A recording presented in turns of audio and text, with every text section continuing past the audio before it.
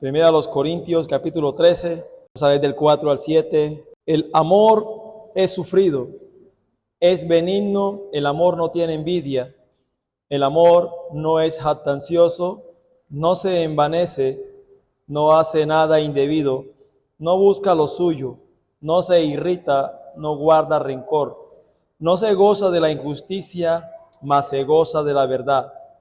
Todo lo sufre, todo lo cree, todo lo espera, todo lo soporta. Continuamos en nuestra serie bajo el tema las cualidades del amor. Esta sería nuestra cuarta parte, nuestra cuarta lección acerca de este tema, las cualidades del amor, la cual nos presenta la palabra del Señor en el capítulo 13, en los versículos del 4 al 6. En la inscripción en la lápida de una tumba en un pequeño pueblo inglés, dice de la siguiente manera: aquí yacen los restos de un miserable que vivió para sí y no se preocupó de otra cosa que acumular riquezas.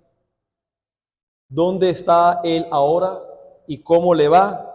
Nadie lo sabe y a nadie le importa. En contraste, en una lápida sencilla en el atrio de la Catedral de San Pablo en Londres, se puede leer la siguiente inscripción: sagrado es el recuerdo del general Charles George Gordon, quien en todo momento y en todas partes dio su fortaleza a los débiles, su dinero a los pobres, su consuelo a los que sufrían y su corazón a Dios. Qué importante contraste en el uno y el otro. Hermanos, el amor no busca lo suyo. Y eso es probablemente la clave para todo en el mundo. El amor no busca lo suyo. La raíz del mal de la naturaleza humana caída es su tendencia siempre a querer hacer su voluntad. El deseo siempre de hacer lo que yo quiero. Y el deseo de hacer lo que a mí me parece. R.C.H. Lenski, el bien conocido comentador de la Biblia, ha dicho lo siguiente con respecto a este asunto: curemos el egoísmo, dice él, y habremos vuelto a plantar el huerto del Edén. Adán y Eva, mis queridos hermanos, rechazaron la voluntad de Dios con el fin de establecer su propia voluntad. El egoísmo, el deseo de hacer su propia voluntad. Hoy vamos a ver una séptima cualidad acerca de lo que nos presenta la palabra aquí acerca del amor. El amor no busca lo suyo. Sería nuestra séptima cualidad. El amor no busca lo suyo. Los traductores de las Sagradas Escrituras no se ponen de acuerdo en cuanto al significado de esta oración. El amor busca lo suyo. Algunos traducen: el amor no insiste en su punto de vista. Otros prefieren traducirlo de la siguiente manera: el amor no busca su propio interés. Y todavía otros interpretan esta oración de la siguiente manera: el amor no reclama sus derechos. Aunque el énfasis difiere en cada uno de ellos, todas estas versiones comunican la misma idea, hermanos. Y la idea es, en pocas palabras, la siguiente: el amor no es egoísta. Esto es lo que quiere decir el apóstol Pablo en este punto. Cuando dice el amor no busca lo suyo, está diciendo es que el amor no es egoísta, hermano. Ese significado es evidente. El amor no es egoísta. El amor no busca su propia felicidad exclusiva o principalmente. Eso no es la intención y el deseo del amor. De hecho, el amor es totalmente excluyente al egoísmo. El amor bíblico no busca, mucho menos, su propia felicidad ante la lesión o el mal de otros. Como hay muchas personas que por el deseo de adquirir sus cosas y adquirir su propia felicidad pueden pasar por encima del que sea. Bueno, el amor, según la palabra del Señor, no busca su propia felicidad, ni mucho menos por encima de los demás. Sin embargo, mis queridos hermanos y visitas que nos acompañan, esta expresión que utiliza el apóstol Pablo aquí acerca de que el amor no busca lo suyo, no debe ser presionada o entendida como si el apóstol Pablo tuviera la intención de enseñar que un hombre no debe considerar su propio bienestar en absoluto. No, es que el ser humano entonces tiene que dejar de buscar su propio bien y empezar solamente a dedicarse en absoluto en el bienestar de los otros. Eso no es lo que está realmente enseñando el apóstol Pablo aquí. No está enseñando que no debemos considerar nuestro propio bienestar en absoluto, o que no debemos respetar nuestra salud, no debemos respetar nuestra propiedad, su felicidad o su salvación incluso. Antes bien, cada hombre, cada persona está obligada a seguir un curso de la vida que finalmente asegurará su propia salvación. Cada uno de nosotros, las Escrituras nos enseñan que debemos hacer ciertas cosas que de alguna manera aseguren o nos conduzcan a una vida que realmente podamos estar en cierta estabilidad. De cierta manera nosotros podamos honrar al Señor con nuestra propia vida.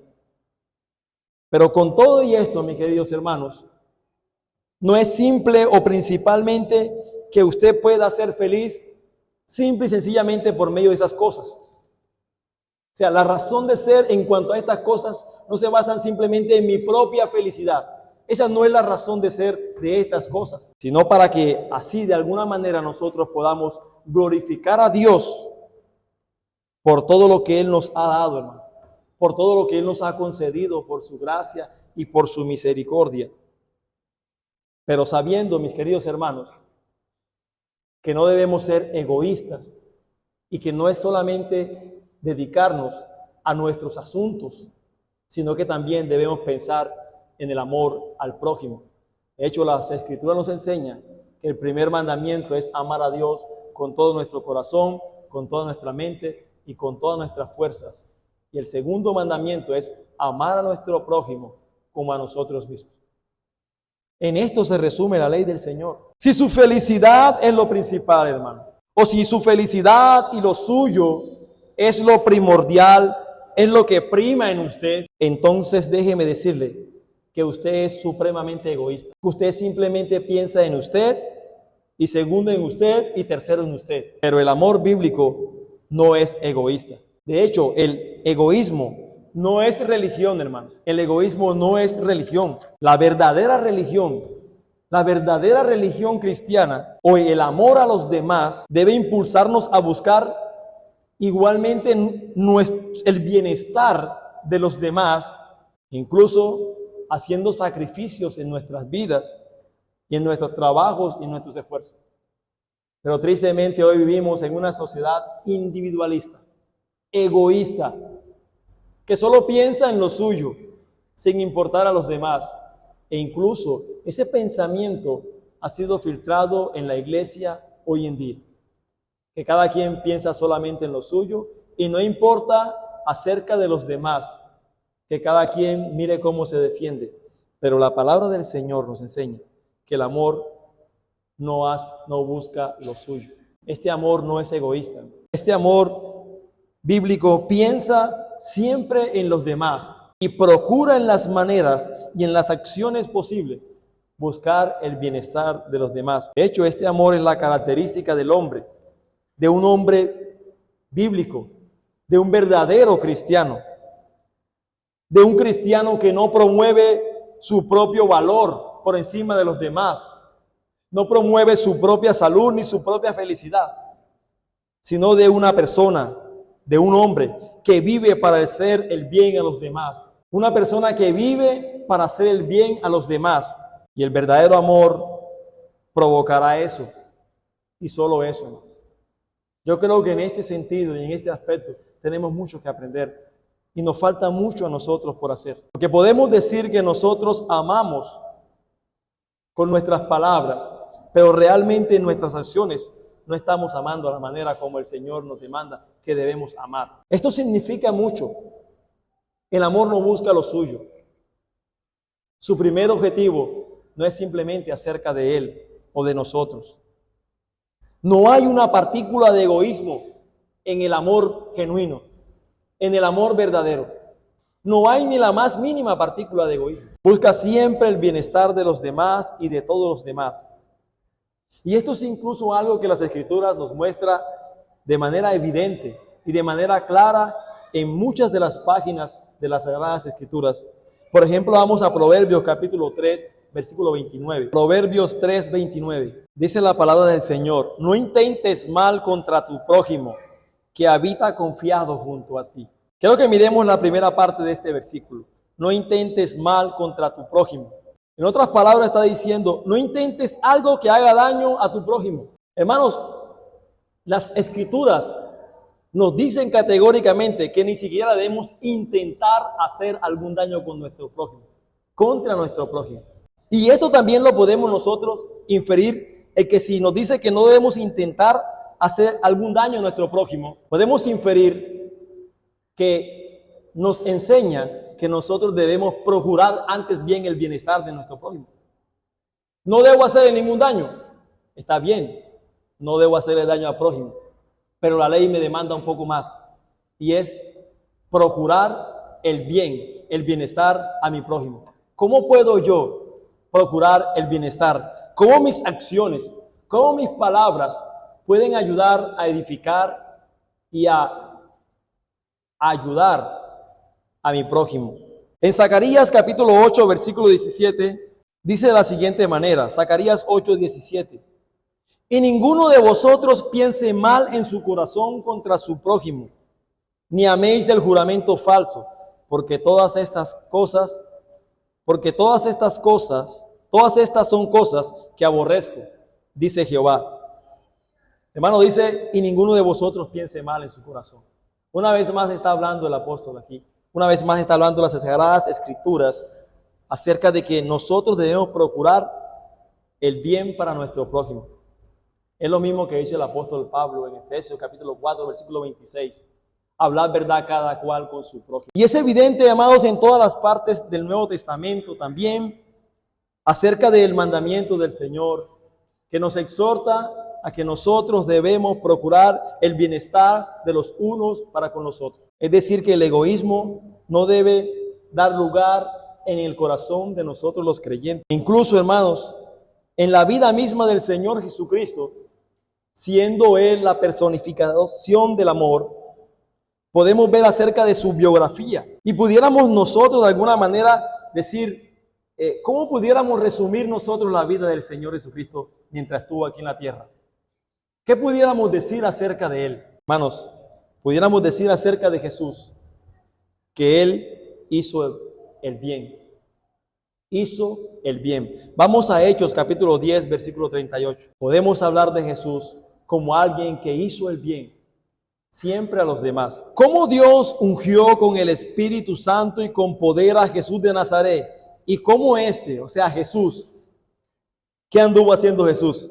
Anduvo haciendo bienes y sanando a todos los oprimidos por el diablo, porque Dios estaba con él. Mire, el Señor Jesucristo, mientras estuvo aquí en la tierra, una de las cosas que caracterizaron al Señor Jesucristo, según nos enseñan las Sagradas Escrituras en este texto, es que el Señor Jesucristo anduvo haciendo bienes. Es decir, que su estilo de vida, que su forma de vivir, era una vida que buscaba siempre el bienestar del prójimo, el bien del prójimo. Anduvo haciendo bienes.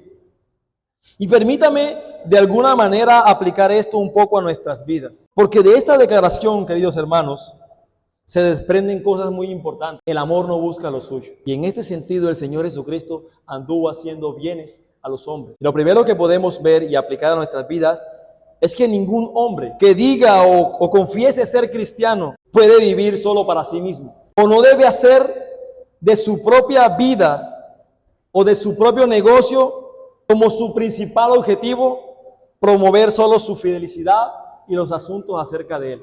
Una persona que diga ser cristiano, que realmente ha creído en el Señor Jesucristo y que tiene a Cristo como modelo y ejemplo del verdadero amor para poder seguir su ejemplo, no debe vivir tan solo para sí. Ese egoísmo e individualismo que muchas veces ha caracterizado a los hombres y tristemente a los creyentes no cabe en el cristianismo bíblico. Esa manera de vivir solamente para mis deseos, para mis planes y para mis propósitos. Es totalmente contrario a lo que enseña las Sagradas Escrituras. Pero segundo, ningún hombre es cristiano o ninguna persona es cristiana que no se niegue a sí mismo. Una persona que no está dispuesta a negarse a sí mismo, una persona que no esté dispuesto a sacrificar muchas veces su propia comodidad, su tiempo, sus riquezas y su facilidad para avanzar en el bienestar de la humanidad, es algo que deja mucho que desear del cristianismo bíblico. Vivimos en un cristianismo egoísta, si puede decirse así. Vivimos en una sociedad que nadie está dispuesto a sacrificar su propia comodidad. Que cuando se habla acerca de ciertos asuntos, que hay que hacer algo por el bienestar del prójimo, o que hay que evangelizar, o que hay que hacer algo que me saca de mi zona de confort, no estamos dispuestos a hacer. Y mucho menos si aquello que debo hacer sacrifica de pronto mi tiempo o mis riquezas. No, porque es mi tiempo, es mi dinero. Las Escrituras nos enseñan que el amor no busca lo suyo, que el amor no es egoísta. Y este principio, hermanos, es el que aún debe convertir al mundo. Y no sé si usted ha pensado acerca de esto. Estamos en un mundo y una sociedad en donde la individualidad, donde cada quien mira por lo suyo y que incluso la misma iglesia ha estado viviendo así. Y vemos nosotros que difícilmente el mundo puede ver el cristianismo en nosotros. Cuando todos los cristianos verdaderos hacen de su gran objetivo no buscar lo suyo, sino el bien de los demás. Hermanos, cuando verdaderamente la caridad bíblica ocupara el lugar apropiado en nuestro corazón, en cada corazón de cada persona que ha sido convertido a Cristo, entonces, hermanos, el mundo se convertirá rápidamente al Señor. Si nosotros verdaderamente los cristianos procuráramos buscar no solamente lo nuestro, sino el bien de los demás, y que en cada uno de nuestros corazones verdaderamente estuviera el deseo y la intención de procurar el beneficio de los hombres, estuviéramos abarrotados con personas en esta congregación, hermano. Pero la realidad es que somos egoístas, no queremos salir. No nos importa en que día tras día estemos viendo por las noticias que personas, incluso que conocemos, estén pereciendo, estén muriendo y estén yendo al infierno. Simplemente decimos, es el decreto de Dios, podemos decir. Era la voluntad del Señor. Pero ¿dónde está nuestra responsabilidad, hermano? ¿Dónde está nuestro amor para con las personas? El verdadero amor no busca lo suyo, no es egoísta. Si realmente hubiera un deseo por no buscar lo nuestro, sino los demás, entonces no faltarían fondos para difundir Biblias y tratados. Por ejemplo, hay que difundir Biblias, tenemos que llenar este municipio de Caucasia con Biblias, con tratados. Yo aporto, yo pongo acerca de mí, de lo que el Señor me ha dado para contribuir al avance del Evangelio. Hermanos, no faltaría recursos para mantener a los misioneros, a los hombres que Dios ha levantado para llevar el Evangelio a lugares inhóspitos, difíciles, en los cuales usted y yo no estaríamos dispuestos a ir. Pero hay personas que sacrifican muchas cosas por llevar el Evangelio, y misioneros bíblicos están en estos lugares, y nosotros solamente pensamos en nosotros mismos y no estamos dispuestos a contribuir, a pensar en que de alguna manera podemos ayudar a mantener a esos misioneros. Si realmente, hermanos, buscáramos el bienestar de los demás hombres, no faltarían personas que estuvieran dispuestas a ir a cualquier parte de la tierra para predicar el Evangelio.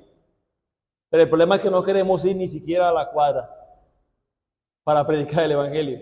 Y hablamos acerca del amor. ¿Y qué decir aún más?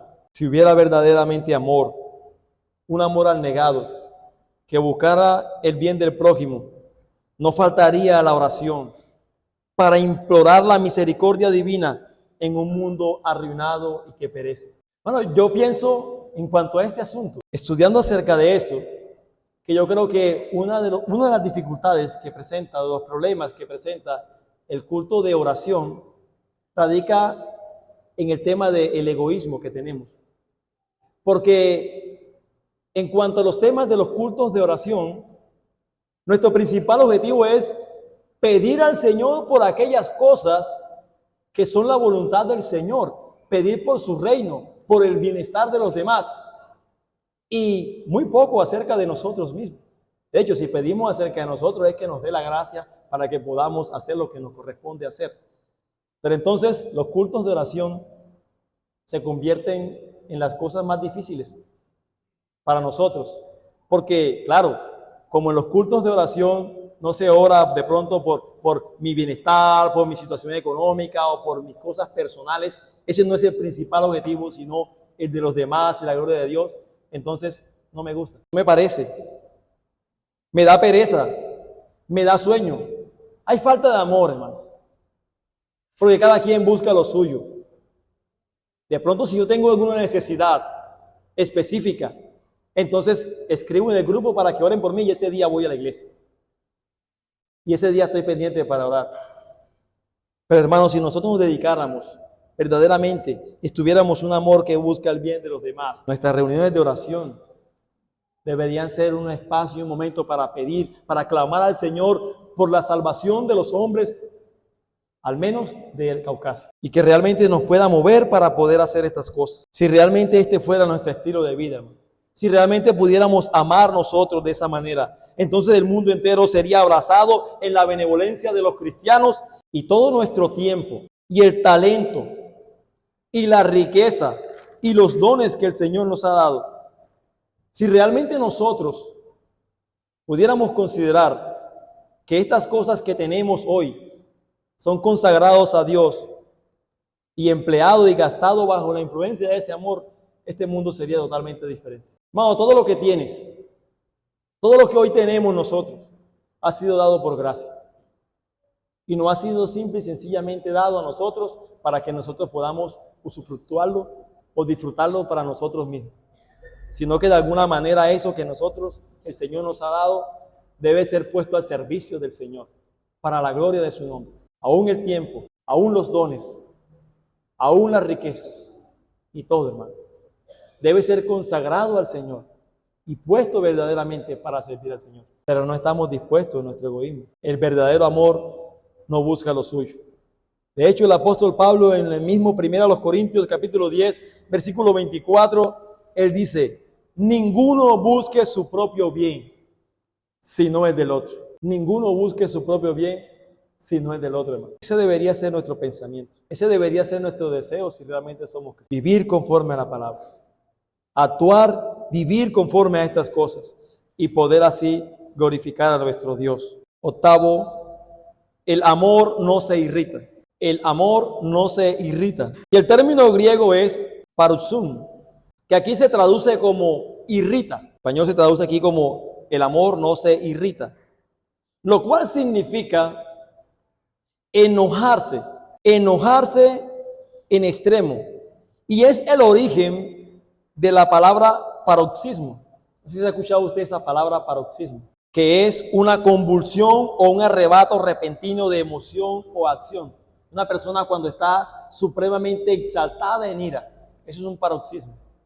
Pero de ahí viene esa palabra que nos dice aquí: el amor no se irrita, no se exacerba de esa manera. El amor bíblico nos protege en contra de esos arranques de irritación, de esos enojos violentos o de disgustos provocados por cosas que nos dicen o nos hacen. Porque hay cosas que nos dicen o cosas que nos hacen irritar, exaltar en alguna manera. El verdadero amor nos protege en cuanto a estas cosas. Ahora déjeme decirle, el apóstol Pablo no descarta aquí la indignación que es correcta. O sea, hay una ira que de alguna manera es una ira que es lícita o permitida. De hecho, mire, el apóstol Pablo aquí está diciendo en el versículo 6, dice que el amor no se goza en la injusticia. Al decir acerca de esto que el amor no se goza en la injusticia, esto de alguna manera nos indica que el verdadero amor no puede estar siempre feliz cuando hay alguna injusticia en ciertas cosas, ¿sí? Y la ira, cuando es en ese sentido que nos lleva de una manera descontrolada y recurrente, puede llevar a tomar acciones que pudiéramos llegar a lamentar. Pero hay iras de alguna manera que son lícitas. Por ejemplo, cuando el Señor Jesús limpió el templo, el Señor Jesucristo estaba enojado por la profanación de la casa de adoración de su padre. Vamos a Mateo 21:12. Mateo 21:12 al 13. Mateo 21 del 12 al 13 dice, y entró Jesús en el templo de Dios y echó fuera a todos los que vendían y compraban en el templo y volcó las mesas de los cambistas y las sillas de los que vendían palomas y les dijo, escrito está, mi casa, casa de oración será llamada, mas vosotros la habéis hecho cueva de ladrones. Hermanos, el Señor Jesucristo estaba enojado. Justa y santa, pero que no me lleva a la exaltación, que no me lleva a actuar de manera desmedida. Así que esa invitación a la que el apóstol Pablo se refiere aquí tiene que ver con cosas que otros hacen en contra nuestra o que son personalmente ofensivas. Y el verdadero amor, el amor bíblico, nos evita que realmente nosotros podamos actuar de manera pecaminosa en cada una de las puertas, cuando somos ofendidos o cuando somos maltratados por algo. Primera de Pedro, capítulo 2, versículo 21 al 23. 21 al 23, y seguimos viendo el ejemplo de nuestro Señor Jesucristo. Porque también Cristo padeció por nosotros, dejándonos ejemplo. Y el ejemplo nos ha dejado para que sigamos sus pisadas, el cual no hizo pecado ni se halló engaño en su boca, quien cuando le maldecían, maldición, no amenazaba, sino que encomendaba la causa al que juzga justamente. Vamos, el ejemplo que tenemos de Cristo Jesús es el ejemplo que está ahí en las Escrituras y es el ejemplo que nosotros debemos imitar. Debemos seguir sus pisadas. ¿Qué hacía el Señor Jesucristo cuando lo maldecía? No respondía con maldición. Pero cuando a nosotros nos tratan mal, nuestra tendencia es a responder y tratar mal. Si a mí me amenazan, entonces mi tendencia es amenazar también. Yo me puedo quedar con eso. Y enseguida, en nosotros comienza a salir esa ira que está en nosotros y que muchas veces puede ser hasta incontrolada. Y podemos hacer y decir cosas que luego estamos lamentando. Es la otra cara de buscar lo nuestro. La persona que busca salirse con la suya siempre se enoja con facilidad o se siente provocado por rapidez. Ese tipo de personas que siempre quieren salirse con papel o demás, tratan siempre de cuando se le dice algo o alguien le dice algo, entonces lo primero que hace es como enojarse y gritarse, con el objetivo de que a la demás persona no le diga nada. Como de alguna manera poner una barrera allí para que no le diga nada a nadie. Este hombre o esta mujer está enojada, está exagerada, entonces no va a ser mucho. Nunca puede ganar en ninguna forma que sea significativa o verdadera.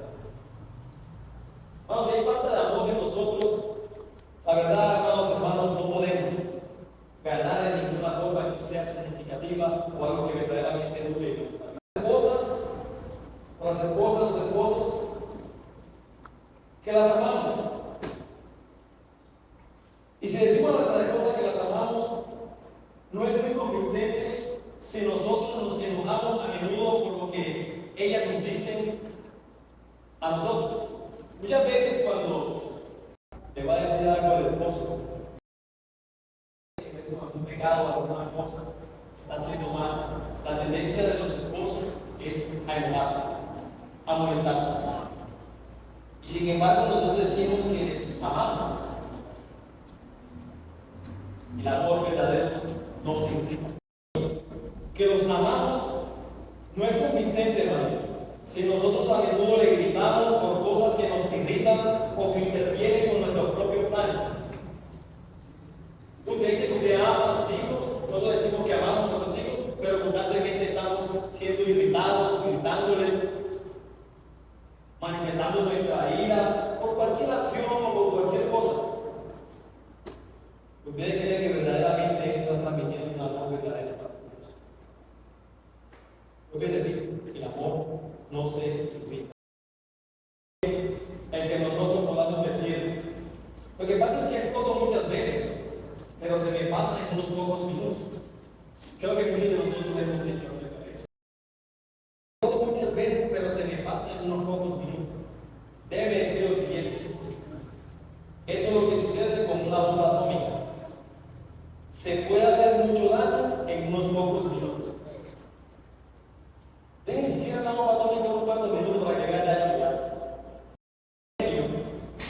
es siempre destructivo. Pues aún las pequeñas bombas, por así decirlo, pueden herir y dañar mucho. Y especialmente cuando estas son de forma recurrente o regular. Cuando constantemente nosotros estamos reaccionando de manera airada e irritada. Miren lo que dice Eclesiastés capítulo 10, versículo 1. Las moscas muertas hacen herer y dar mal olor al perfume del perfumista. Así una pequeña locura al que es estimado como sabio y honorable. Una pequeña locura al que es estimado como sabio y honorable puede hacer una gran diferencia. Una pequeña mosca que ha muerto en un microfilm puede echar a perder todo el mundo. Así muchas veces un ataque de ira, de irritabilidad en nosotros puede hacer mucho daño y mucho más ya de ira han hecho cosas verdaderamente catastróficas y de las cuales tienen consecuencias incluso para toda la vida. Nosotros debemos mortificar este pecado y pedirle al Señor que verdaderamente nos ayude en cuanto a estas cosas, porque el amor es la verdadera cura de todas esas irritaciones y de todos esos males y de todos los pecados. Perdón, noveno, el amor no guarda rencor. No guarda rencor. Es lo que Isabai en el griego, ¿qué significa guardar rencor? Y este término es un término contable. Esa palabra que yo pensaba aquí, el amor no guarda rencor, es un término contable que se usaba para calcular o llevar las cuentas o para anotar una entrada en un libro de contabilidad. Por eso que en algunas versiones dicen el amor no lleva un registro de las ofensas recibidas. ¿Sí? Dicen algunas versiones. El propósito de ese asiento contable es tener una constancia permanente que pueda ser consultada siempre que sea necesario. Eso es lo que digo. Cuando se lleva un registro acerca de las cosas contables, es para cuando sea necesario usarla, entonces ir y mirar efectivamente qué pasó o qué sucedió en esa fecha. Bueno, esa práctica es necesaria en los negocios, efectivamente, pero en los asuntos personales no solo es necesario, sino que también es perjudicial. Nosotros no podemos actuar de esa misma manera. Nosotros no podemos llevar un registro de las ofensas que hemos recibido. No podemos llevar como un registro detallado. Cuando alguna persona me hizo algo a mí, entonces ahí la tengo anotada. Pero en algún momento yo me la decido. Eso es innecesario y es incluso hasta perjudicial. El verdadero amor no guarda rencor. Quiere mantener vivo el recuerdo de las cosas malas que han hecho contra nosotros. Es la forma más segura, de infelicidad. No podemos estar felices nosotros acerca de eso. E incluso, no solamente nosotros, sino para aquellos para quienes nosotros conservamos o mantenemos ese historial. Esto hace daño a nosotros y a aquellas personas igualmente. Nos guarda rencor. De hecho, en el Nuevo Testamento se usa esa misma palabra griega, pero para representar el acto perdonador de Dios para todos los que confían en Cristo Jesús. Por ejemplo, en Romanos capítulo 4, versículo 8. Romanos capítulo 4, versículo 8 dice: bienaventurado el varón a quien el Señor no inculpa de pecado. El varón a quien el Señor no lleva un registro de sus pecados ahí. A quien el Señor no guarda rencor para con él. El 9 dice: Dios estaba en Cristo reconciliando consigo al mundo. Y dice: no tomándoles en cuenta a los hombres sus pecados. En cuenta nuestros pecados, en el sentido cuando nosotros venimos a Cristo y pedimos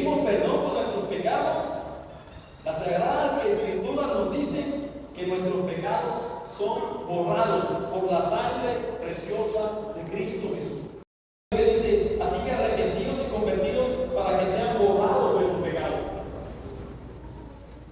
Si nosotros nos arrepentimos verdaderamente, si nosotros creemos en Cristo Jesús como nuestro Señor y Salvador, las Escrituras dicen que nuestros pecados son borrados. No dice que son puestos a un lado o que hay de punto para estar pendientes por si algo, sino que realmente, amados hermanos, los pecados son borrados por la sangre preciosa de Cristo Jesús. Es decir, que en los registros de Dios, si Dios llega a tener un registro en los cielos, lo único que se lee al lado del nombre de los redimidos es justificado, justificado, justificado. Como dice Romanos capítulo 5, justificados pues por la fe, tenemos paz. Porque somos reconocidos como justos por la obra de Cristo Jesús. Es entonces acreditar a nuestro favor. Y ya no hay constancia de ninguna otra cosa. Porque el verdadero amor, el amor bíblico, perdona. El amor bíblico perdona. Yo perdono, pero es que el verdadero amor perdona. Que el amor no perdona y olvida, sino que más bien el verdadero amor recuerda y todavía perdona. O sea, el amor verdadero no es que perdona y olvida, no perdona y olvida, sino que recuerda, y aún cuando recuerda, todavía perdona. Muy cuidadoso en conservar la lista de faltas y de errores de los demás. Cuando hay un resentimiento, cuando hay un rencor en nosotros, cada vez mira acerca de las faltas que nos han cometido, leyéndola una y otra vez, con la esperanza de tener la oportunidad de vengarse. Hay personas así. Y solamente están esperando la oportunidad que alguien le dé para poder vengarse. Pero yo me quedo con eso. Si usted es cristiano o cristiano, déjeme decirle que la palabra del Señor nos dice que el amor no guarda rencor. El amor perdona. No hay listas ni registros. Porque el verdadero amor no tiene lugar para resentimiento ni los rencores. Y permanentemente los registros de nuestros muchos pecados contra Él. Y ciertamente es así. Dios nos perdona a nosotros completa y permanentemente nuestros pecados. Dios nos perdona todos y cada uno de nuestros pecados. La pregunta que deberíamos hacer nosotros es: ¿cuánto más deberíamos nosotros perdonar y olvidar las cosas menores que otros hacen contra nosotros? Somos llamados a andar como hijos de Dios. Somos llamados a mostrar verdaderamente el ejemplo que nuestro Señor Jesucristo nos ha dejado, perdonando los pecados de nosotros. Así como dice Efesios capítulo 4, versículo 32. Antes, sé benignos unos con otros, misericordiosos, perdonándonos unos a otros, y nos muestra la manera como debemos hacerlo, como Dios también nos perdonó a vosotros. Nos perdonó a nosotros. ¿Cómo fue la manera que Dios nos perdonó a nosotros en Cristo? Olvidando, borrando nuestro pecado. Así de la misma manera nosotros deberíamos, en el amor bíblico, no guardar rencor, no guardar sentimientos de los demás, sino que realmente podamos poner en práctica lo que la palabra del Señor nos indica, porque la palabra del Señor nos anima y nos exhorta a vivir en ese ejemplo de amor que nuestro Señor Jesucristo nos ha demarcado, tanto en su vida como en su palabra, y que podamos honrarlo